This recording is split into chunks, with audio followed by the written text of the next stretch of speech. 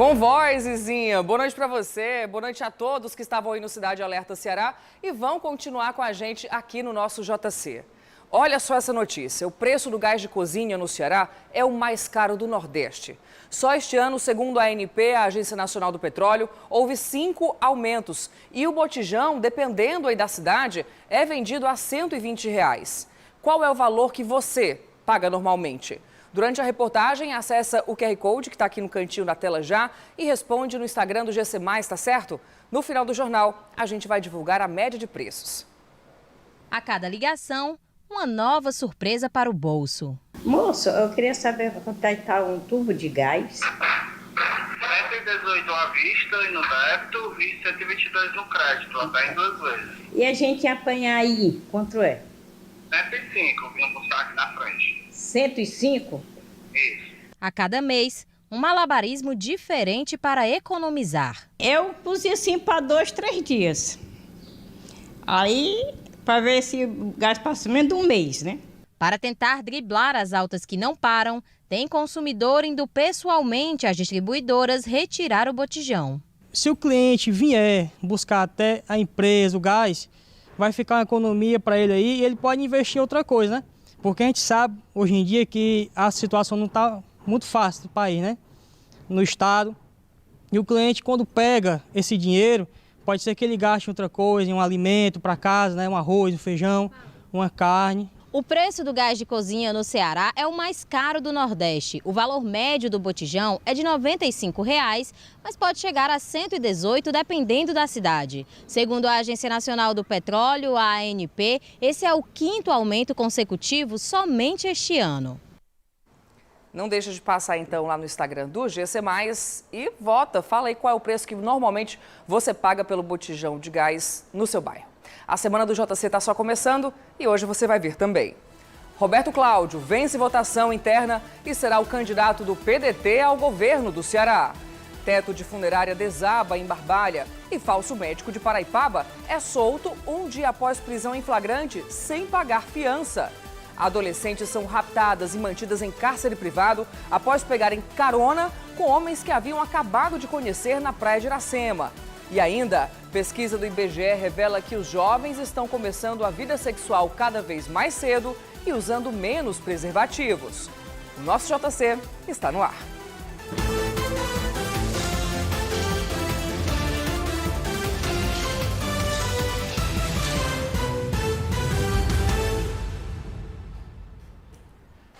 Parte do teto de uma funerária desabou na tarde de hoje em Barbalha, na região do Cariri. A obra, segundo engenheiros do local, era irregular. O Hugo de Leon tem mais detalhes. Olá, boa noite, Bianca. Boa noite para todo mundo. Nesse momento a situação é bem mais tranquila. A gente fala aqui da rua Edmundo de Sá Sampaio, no centro de Barbalha, onde aconteceu o desabamento. Ali atrás está o prédio da funerária, todo o teto veio abaixo e ao lado, em um terreno que estava acontecendo uma obra. Houve um desabamento, inclusive uma demolição de um prédio antigo, e em seguida uma retroescavadeira estava fazendo a limpeza do terreno. Tudo veio abaixo, as casas que ficam ao lado, 2 imóveis foram interditados, ainda devem passar por perícia, saber de fato se ainda apresentam algum risco para as pessoas que moram nesses imóveis e, claro, tudo vai ser investigado. Nesse momento, Defesa Civil e técnicos da Prefeitura avaliam a situação. A gente conversou com uma engenheira da Defesa Civil aqui de Barbalha, que falou conosco sobre o desabamento. Inicialmente a gente realizou a interdição das calçadas e para que não houvesse usuários. A Defesa Civil iniciou também com a atividade de embargamento da obra e interdição das residências vizinhas. Ameaça um risco de desabar? Não ameaça um risco de desabar, mas por precaução, porque a gente está se tratando de vidas, a gente preferiu isolar as 2 residências. Ou seja, essa obra ela não tinha uma licença da prefeitura para acontecer? Não tinha licença de alvará de demolição, nem alvará de construção, o que torna a obra totalmente irregular. Hugo de Leon para o Jornal da Cidade. O JC antecipou na semana passada e hoje começou a valer a nova tarifa dos ônibus que circulam entre as cidades da região metropolitana de Fortaleza. R$ 5,00 R$1,93 a inteira. Muito caro para um serviço que, segundo os próprios usuários, é ineficiente. Esse é o segundo reajuste do ano na tarifa de ônibus metropolitano, um dinheiro que poderia ser destinado para outros gastos. A gente tem que tirar de um leite de uma criança dessa, de uma fralda de outra neném dessa daí, por causa que o pessoal só aumenta. O reajuste da tarifa de ônibus metropolitano, anunciado no sábado, foi de 12%. Para quem vai do Eusébio para Fortaleza, a alta foi de 63 centavos a inteira e 31 centavos a meia. Os usuários que fazem este percurso devem pagar R$ 5,93 a inteira e R$ 2,96 a meia. Esté foi surpreendida com mais um reajuste. Eu pego todos os dias o ônibus e não fui informada. Na sexta-feira, obviamente a gente não gosta, ainda mais de um momento assim, uma hora para outra, né? E não é o primeiro aumento do ano. Quando eu comecei a trabalhar aqui no ano passado, era R$ 4,30, se eu não me engano, a passagem. Após o anúncio do último sábado, segunda-feira é o primeiro dia útil de aumento da passagem de ônibus metropolitano. De acordo com a agência reguladora do estado do Ceará, entre os motivos para o reajuste estão a gravidade econômica das empresas que prestam o serviço e os custos com óleo diesel, o combustível utilizado nestes veículos. A resolução que determinou o aumento aponta também que a situação do setor de transporte no Ceará é de emergência, o que pode gerar paralisações do sistema. Para Merilene, o reajuste é incoerente, já que os veículos são sucateados. O que eu pego, que é do Tapuio para Fortaleza, é quebrando direto. Eu peguei sábado ele fumaçou, aí tivemos que sair do ônibus para poder esperar outro que vinha lá do Aquiraz. E a passagem é absurdo, né? Só aumentando direto. Agora eleições. Roberto Cláudio, ex-prefeito de Fortaleza, será o candidato do PDT ao governo do estado. Em votação nesta segunda-feira, ele venceu a governadora Isolda Sela. E a Thea Morel acompanha toda a movimentação desde muito cedo, iniciozinho da tarde, né, Thea? Traz essa notícia então pra gente. Boa noite pra você. Boa noite, Bianca. É verdade, a movimentação aqui na sede do PDT começou bem cedo. Isolda Sela foi a primeira pessoa a chegar aqui, né? Não existiam muitas pessoas ali fora quando a governadora do Ceará chegou e logo depois os outros candidatos ou pré-candidatos foram chegando também até que realmente Roberto Cláudio chegou. A disputa ficou polarizada entre os dois e contando também o voto do presidente estadual aqui do PDT, né? Nós tivemos aí 85 pessoas votando e escolhendo o candidato do partido. Tivemos 55 votos favoráveis a Roberto Cláudio, 29 votos para Isolda Sela e uma abstenção. A partir daí, o partido acabou escolhendo o Roberto Cláudio, ele se pronunciou logo depois, né? Nós conversamos aqui com o presidente nacional do PDT, Carlos Lupe, que falou que candidatos do PDT são escolhidos pelo PDT e Roberto Cláudio ressaltou que agora é o momento de buscar a aliança com o PT. Bianca? Até lembrando que havia 4 nomes, né, nessa disputa, Mauro Filho e também Evandro Leitão, presidente da Assembleia Legislativa, retiraram os nomes antes, então, dessa votação. Roberto Cláudio é o candidato, o pré-candidato, porque a convenção só acontece no domingo, do PDT ao governo do estado neste ano. Os partidos têm até o dia 15 de agosto, tá, para solicitar os registros de candidaturas dos escolhidos. Por enquanto, além do nome do PDT, de Roberto Cláudio, o Ceará tem como pré-candidato o capitão Wagner, do União Brasil, e também a Adelita Monteiro, que é do PSOL. Um jogador do Ferroviário foi preso no gramado do Estádio Amigão, em Campina Grande, na Paraíba, minutos antes da partida contra o Campinense começar. Esse jogo era válido pela Série C do Campeonato Brasileiro. Éder Lima dos Santos foi levado pela polícia por não pagamento de pensão alimentícia. O atleta já havia tido um mandado, né, de prisão em aberto emitido pela Justiça de São Paulo. Logo após a execução do hino nacional, ele foi comunicado e saiu do gramado de forma amistosa. Na delegacia, Éder Lima disse que sabia do atraso da pensão no valor aproximado ali de R$70 mil. De lá, o atleta do Ferroviário foi levado ao presídio, onde vai ficar detido até realizar o pagamento integral dessa pensão. O Ferroviário não divulgou uma nota oficial sobre o ocorrido. E os torcedores de Ceará e Fortaleza começam a semana de bem com a vida. Vovô e Leão venceram na rodada do Brasileirão e ganharam posições na tabela do campeonato. E esse será, claro, um dos assuntos do Camisa 8 de logo mais 8h15 da noite no YouTube do GC+. Bruno Balacó com a gente hoje no JC. Traz aí os principais destaques da programação de hoje. Boa noite, Balacó. Boa noite, Bianca. Boa noite a todos que nos acompanham. Pois é, meus amigos, tivemos uma rodada com 100% de aproveitamento dos times cearenses na Série A. E como há muito tempo a gente não via, hein? E a gente começa falando do Ceará, que venceu o Corinthians por 3-1 na Arena Castelão. O Ceará que saiu atrás do marcador. Aos 3 minutos de partida, o Roger Guedes acertou um chutaço no ângulo, abrindo o placar para a equipe do Corinthians. Só que a reação do Ceará veio ainda no primeiro tempo. Aos 28 minutos, o lateral Bruno Pacheco aproveitou uma sobra de escanteio e acertou um chutaço também de primeira, marcando um belo gol. Logo na sequência, a virada aos 33 minutos, gol do Vina, um chute a 100 km por hora, fazendo 2-1 Ceará. Na reta final, aos 31 do segundo tempo, o Ceará marcou o terceiro. O Vina tocou para o Kleber, que bateu na saída do goleiro e deu números finais ao marcador. Ceará 3, Corinthians 1.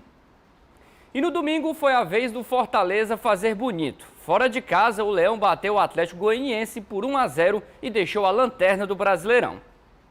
O gol da vitória tricolor foi marcado aos 29 do segundo tempo. Roubada de bola no meio do campo. Do Matheus Vargas, a bola sobrou para o Romero. O argentino serviu Moisés, que bateu de canhota, balançou nas redes e garantindo a vitória do Leão. É isso, Bianca. As vitórias de Ceará e de Fortaleza, além dos resultados dos outros times cearenses, serão debatidos no programa Camisa 8 de hoje, que está no ar de 8h15 às 9 da noite no YouTube do GC+. Já está aparecendo aqui do lado o QR Code para você assistir o programa. E eu vou estar nessa ao lado do Carlos Henrique Costa e do Luiz Henrique Pontes. Convite feito. Volta contigo, Bianca. Um timaço, viu, Balacó? Estarei atenta. Obrigada aí pelas informações. E os resultados positivos de Ceará e Fortaleza também são tema da coluna Camisa 8 de hoje. Tá contigo, Luiz Henrique Pontes.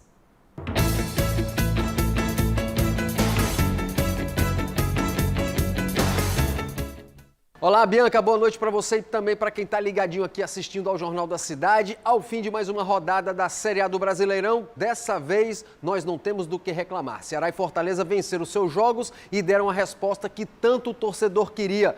A expectativa de sair da parte de baixo da tabela de uma vez por todas começa a se materializar. O triunfo do Ceará para cima do todo-poderoso Corinthians foi uma resposta clara ao poder de reação desse time do técnico Marquinhos Santos. Sair atrás do placar e virar para cima de um dos gigantes do nosso futebol não é para qualquer um. O triunfo jogou o Ceará para a parte intermediária da tabela de classificação. O Vozão agora é o 14º colocado com 21 pontos. Para seguir nessa pegada, tem que vencer o Avaí amanhã no Castelão. Bom, se a vitória do Ceará foi importante, a do Fortaleza para cima do Atlético Goianiense fora de casa foi emblemática. Ela significou a saída do time tricolor da lanterna da Série A. É bem verdade que o futebol apresentado pelo time do técnico Juan Pablo Vojvoda não foi de alto nível, mas quem se importa a essa altura do campeonato? O importante mesmo era vencer para sair da última posição. O Leão agora é o 19º colocado com 14 pontos. O número mágico contra o rebaixamento é 45 pontos, ou seja, o Fortaleza ainda precisa de 31 para seguir na elite do futebol nacional. Na 18ª rodada, o Leão pode subir mais um degrau. O desafio é o Bragantino, nesta quarta-feira, às 7 horas da noite, lá em São Paulo. Se jogar feio e vencer mais uma, eu tenho certeza, o torcedor tricolor não vai reclamar. Tenham todos uma ótima noite e eu vou ficando por aqui. Até a próxima.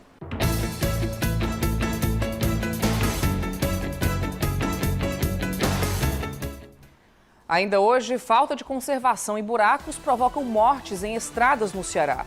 E no próximo bloco a gente fala sobre as adolescentes que foram raptadas após pegarem uma carona com homens que haviam acabado de conhecer na praia de Iracema. E ainda, a soltura do falso médico de Paraipaba. Mesmo flagrado consultando no hospital da cidade, ele foi solto um dia depois e sem pagar fiança.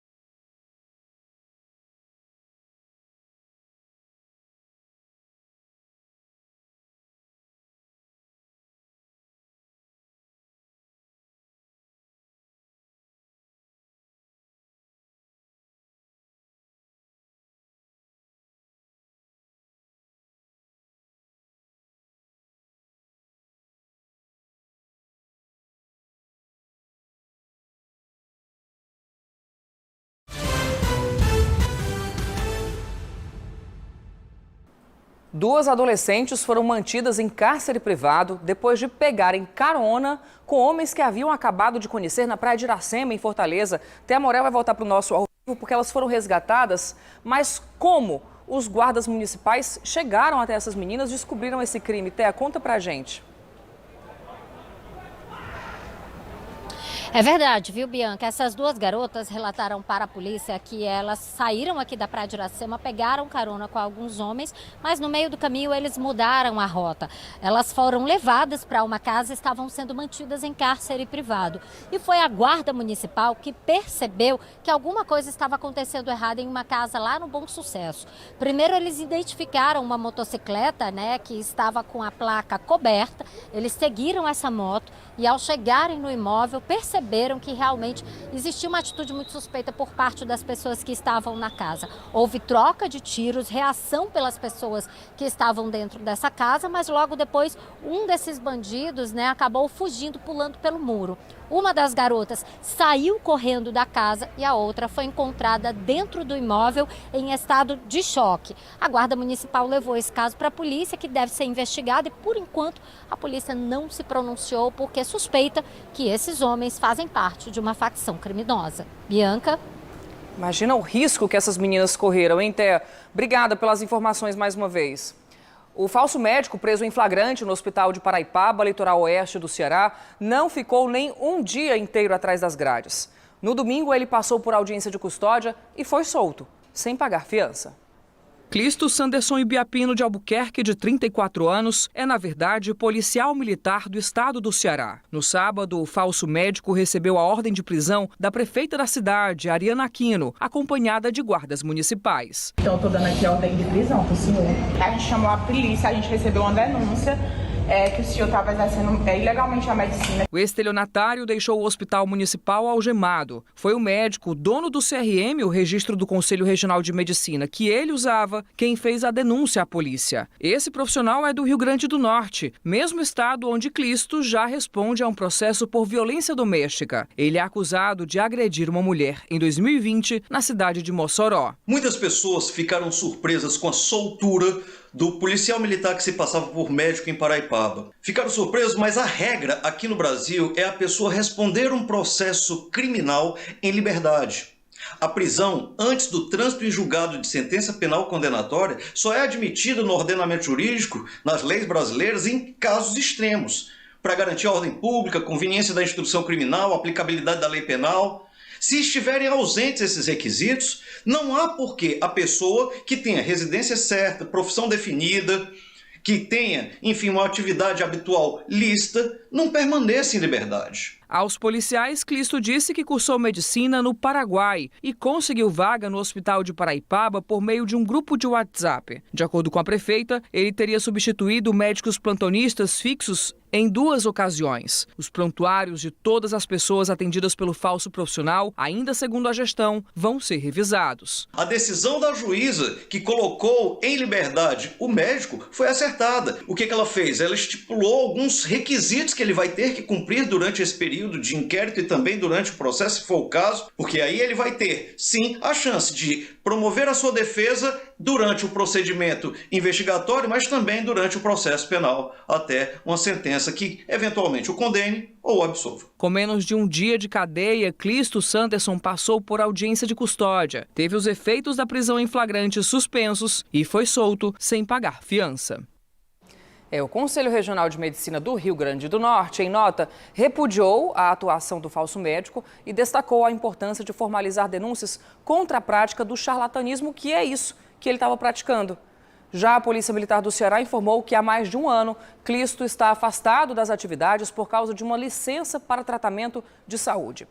Agora a corporação está produzindo um relatório para a abertura de procedimento disciplinar junto à CGD, que é a Controladoria Geral de Disciplina. Segundo o IBGE, os adolescentes estão começando a vida sexual cada vez mais cedo e usando menos preservativo. Na vida das garotas, esse cenário acaba provocando uma consequência preocupante, que é a gravidez não planejada. De acordo com o mesmo estudo, apenas 38% das meninas voltam a estudar 5 anos após o parto e muitas entram em depressão. Augusta engravidou pela primeira vez quando tinha 17 anos. Eu engravidei aos 17. Fiz 18 em outubro e em dezembro meu filho nasceu. Mesmo tendo orientação, Augusta confessa que não considerou os cuidados e acabou levando a gestação adiante. Quando eu soube que estava grávida, eu tinha passado por alguns problemas no namoro, né? E comecei a fazer acompanhamento com neurologista, porque eu sentia muita dor de cabeça. O meu corpo estava mudando, me dando avisos, mas como nunca vai acontecer comigo, eu não dava atenção para a parte de gravidez, né? E comecei a fazer exames, tratamento de depressão na época, né? Isso há 17 anos atrás. E quando me veio aquele estalo de fazer o exame de sangue, eu quase morri. É aquela coisa assim, poxa, por que comigo? Hoje o filho dela tem 17 anos e a conversa sobre sexo em casa é aberta. Uma tentativa de fazer com que a história dela não se repita. Eu mostro para ele que o que aconteceu comigo lá atrás foi um erro da minha parte. Foi uma escolha que hoje eu vejo o peso, né? Foi uma irresponsabilidade, foi da minha imaturidade. Um estudo do IBGE revelou que o uso de preservativo entre adolescentes caiu entre 2009 e 2019. Ainda segundo esse estudo, o início da vida sexual dos adolescentes tem acontecido cada vez mais cedo. Sem proteção, esses adolescentes estão expostos a infecções sexualmente transmissíveis e também a gravidez precoce, o que acaba afetando a vida deles em muitos aspectos. Em geral, essas meninas param de estudar porque engravidaram, tem que cuidar do bebê, muitas vezes elas não voltam a estudar. Nós fizemos uma pesquisa em torno de 38% só que voltou dentro de 5 anos. Então é muito alta a evasão escolar por conta da gravidez. E, logicamente, que depressão, baixa autoestima, até suicídio dessas meninas, porque não tem medo de contar para os pais que está grávida. O abandono do parceiro, muitas vezes, que também é um adolescente em geral. Meninos e meninas devem ser orientados para evitar gestação indesejada e o desenvolvimento de doenças e infecções. Muitas vezes os pais proíbem de namorar, de sair, de tudo, mas não explica para adolescente os riscos de uma gravidez. E daí é importante que na escola, nos serviços de saúde, ela tenha essa orientação. E a gente sabe que os métodos mais seguros são os métodos de longa duração, que a gente chama de LARC. Que é o DIU de progesterona, o implante, fora a camisinha, né, que é extremamente importante, tanto a camisinha masculina como a feminina, para evitar as doenças. Para evitar doenças que são mais graves até, claro, né, do que uma gravidez indesejada. O JC faz uma pausa rápida e na volta do intervalo, a dificuldade de quem anda numa avenida movimentada de Fortaleza, pertinho ali da Arena Castelão. Simplesmente não há faixa de pedestres. E você vai também entender essa imagem. São pernas de tecido saindo de um buraco em plena área nobre da capital.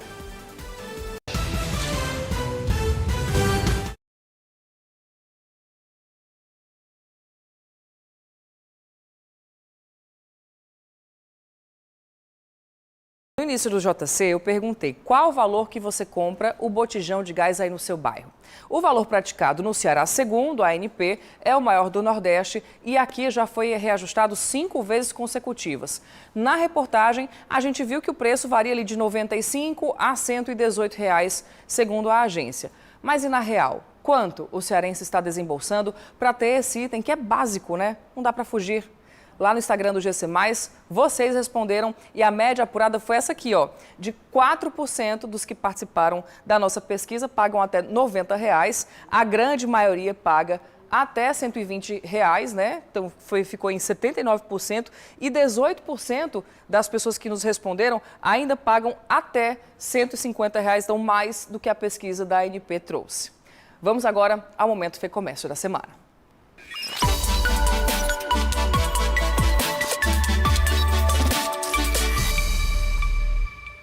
Inovar no mercado e ter amor pelo que faz são diferenciais que podem levar a caminhos surpreendentes. Eu cresci numa família de comerciantes, então quando a Meia Sola surgiu, já foi essencialmente uma questão de amor por aquilo.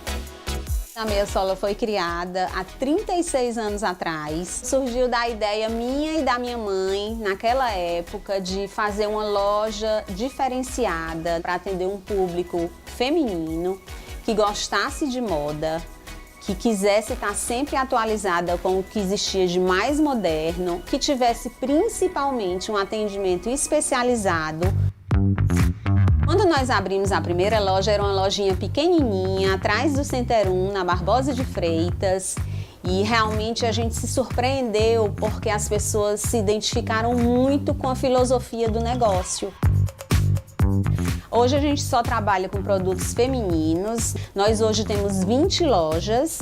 Dentre essas lojas, além da Meia Sola, temos também a franquia da Arezzo, da Schutz, da Ana Capri. Temos 2 outlets. Temos também loja em Juazeiro do Norte e em Sobral. Nós temos quase 300 colaboradores.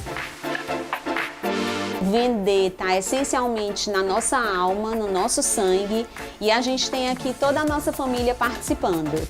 E isso sempre numa harmonia muito grande, porque essa paixão, esse amor que a gente tem pelo nosso negócio, ele existe em todas essas pessoas. E a gente, graças a Deus, consegue ter uma equipe também que tenha esse mesmo sentimento, porque a gente acredita muito que trabalhar com amor, a gente consegue um resultado bem melhor.